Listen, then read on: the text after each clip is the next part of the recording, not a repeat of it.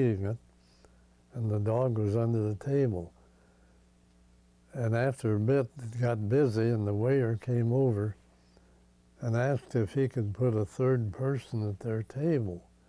They said sure, they were very friendly. And he came over with some traveling salesman type or somebody. Fellow sit down, got his dinner. By the time he started to eat, the dog could smell that and wanted to see what was going on. And he laid his head on the guy's lap. His head was big as a pony's. And of course the guy pulled up the edge of the tablecloth to look, and he's looking that great big dog in the face. It really startled him. He jumped up and jerked the tablecloth, upset about half of everything on there. So they had quite a do over that dog. Of course, he didn't hurt anything. He was very friendly, but he sure scared the daylights out of that guy.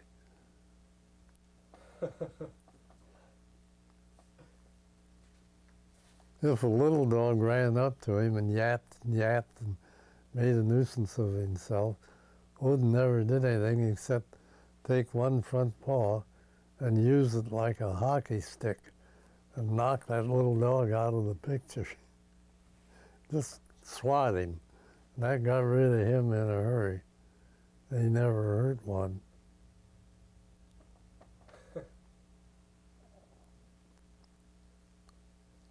But he went everywhere with us, in restaurants, hotels, everything. Nobody wanted to try to throw him out. If you had to do it again, would you do it? Well, under the same circumstances, yeah.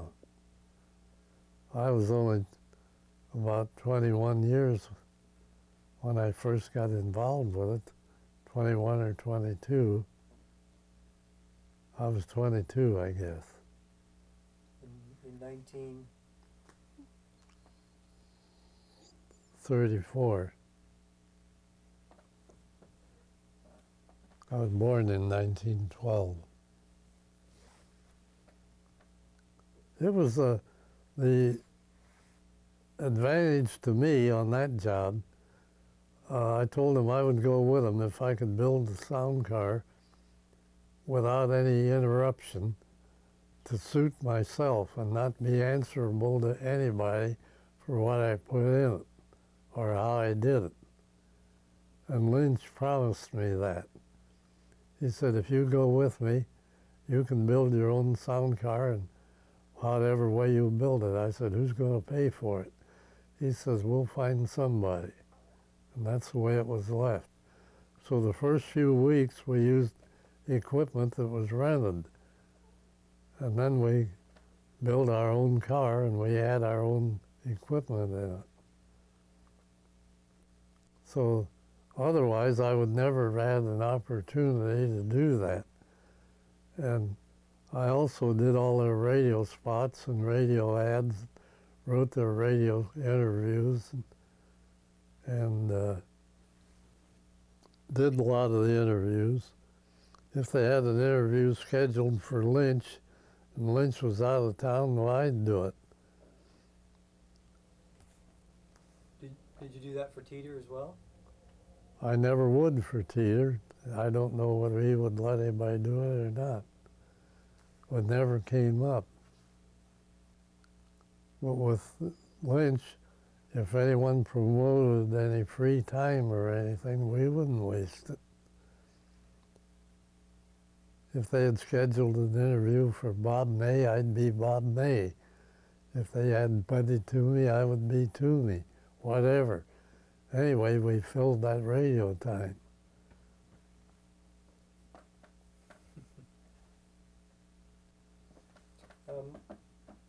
It sounds like, what with Lucky wanting you to come back, it sounds like he was fond of you.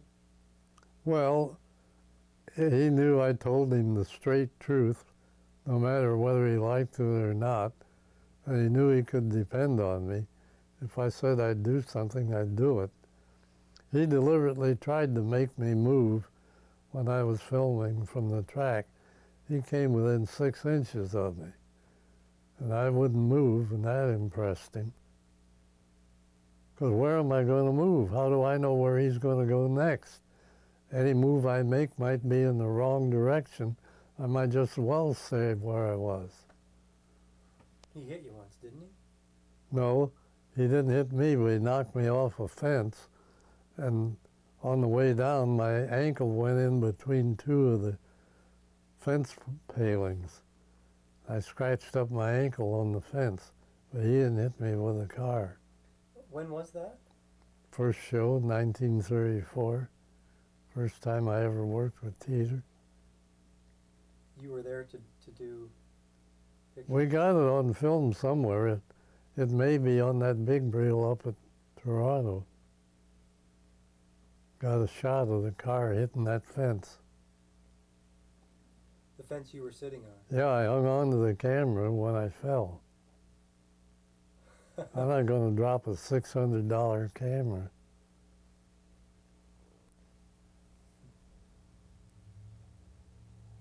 And it was, I guess, that day that you most impressed Lucky Teeter. Well, of course, I repaired the sound car that day. That was a big thing for them. Because without that sound car, they're hurting. Mm-hmm. Well, Teeter had hired mostly fellows from the hills of West Virginia, motorcycle riders and everything. And I don't think there was a high school diploma in the whole crowd. And he had never had anybody with him except professional men like Ted McCandless and Bill Powell and Pat Purcell, who could write or read, really. Pat Purcell was mostly a promotion guy? Yeah.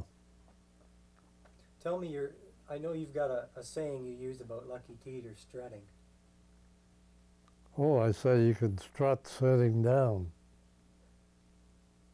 Yeah, I've heard you say that quite a bit. Oh, that's the first time we got it on tape. About how he was the only guy. He was so cocky. Well, he was good. He was tough and he was quick. At one time, he was welterweight boxing champ someplace. I can't remember where that was. And you saw a picture of Tom Siemens. He was a big, husky guy. And he talked Tom into putting the gloves on with him one day just to spar around. And Tom did. And Teeter hit him and broke 2 ribs. 2 ribs? Yeah, he hit him right in the chest and broke 2 ribs. Huh. He could hit like a pile driver. Another thing he could do that I never did figure out, he could light a wooden match and throw it lit into a bucket of gasoline and the match would go out like he threw it in water. Huh. I don't know the trick he used on that, but he had a way of doing it. He could do it 7 out of 10 times. Every time I tried it, it'd catch fire.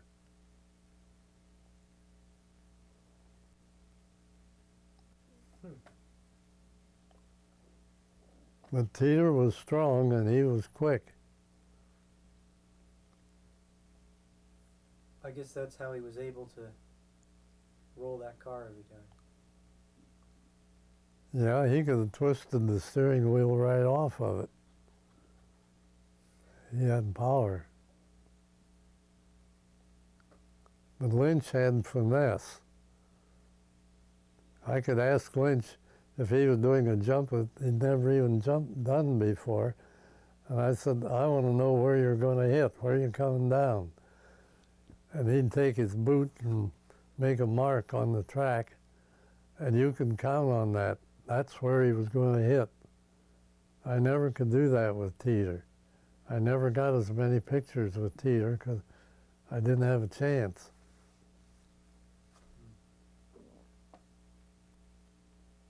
We've gone through another roll of tape already. That was a quick hour. Yeah. Well, I think you must have everything. I think I do. I'm just kind of running on fumes now. We've covered everything so thoroughly. You've been marvelous. You've got an amazing memory. I can't thank you enough. Oh, no problem. I hate to leave. Well, I hate to see you leave. Yeah, I wish I could just buy a house or down the street and move in. I got a house you can move in. Yeah? I'm serious. Where? Right where the shop is. Do you notice that little bungalow out? Out in the front? Yeah, that's mine. Maybe I should move down here and start a. You can move in there whenever you want to. I could start making films about everything in Ohio. You Floods sure and- could. The floods and the fires and the. Boy, I know the ropes. I can get you in. I'm serious. You probably do know everybody. I don't doubt it.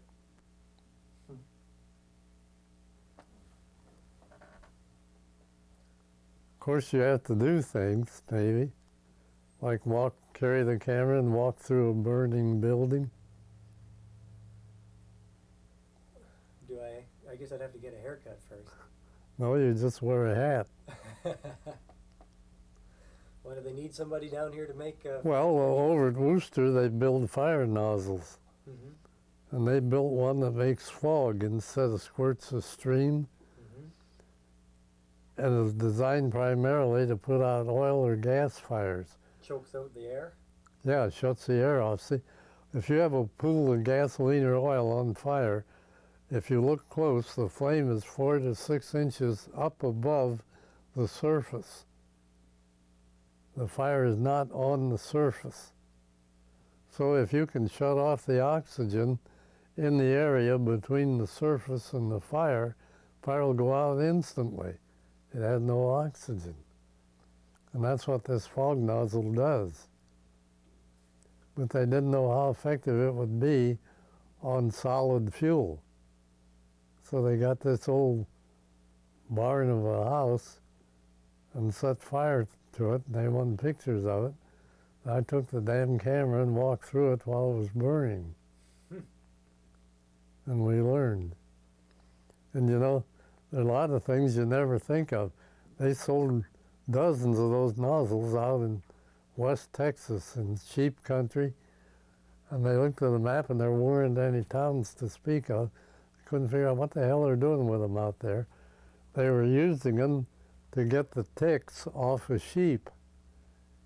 Oh, yeah? Instead of running them through a solution in a trough, they run them down a runway and hit them with this fog nozzle.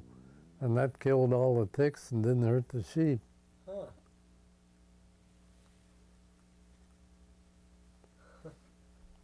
They designed a special nozzle for that then. It was a little smaller, didn't take quite as much pressure. First one they made, you had to have a pumper that could put out 300-400 pounds of pressure. But after that, they got one made that didn't need that much pressure. What was this car, this Roadster? Not the Whippet, but the other one? The coupe? Oh, that little one? Yeah. That's a Willys. 1936 Willys. Americar, they called them. They made them in sedans and coupes. Have rumble seats? No, wasn't big enough. Hmm. You buy that new? No, I bought that. That car had they had a hellacious big trunk that you didn't believe because the car looked so little. But they had a special tank built in it, and they were running liquor down from Canada. And the sheriff caught them, and they impounded that car for 1.5 years. I bought it. It was just like new, but it wasn't. You didn't take it on the road, did you? With the show? No. That was my personal car, my family car. It's a beauty. Did it have a back seat? No back seat. It was just a trunk. But it was just you and Bev and Patty then, I guess. Yeah. But that engine later became the first Jeep engine. Flathead engine? Yeah, and then they redesigned the engine, made it into an F-head. Same bore and stroke, but it had 10 more horse.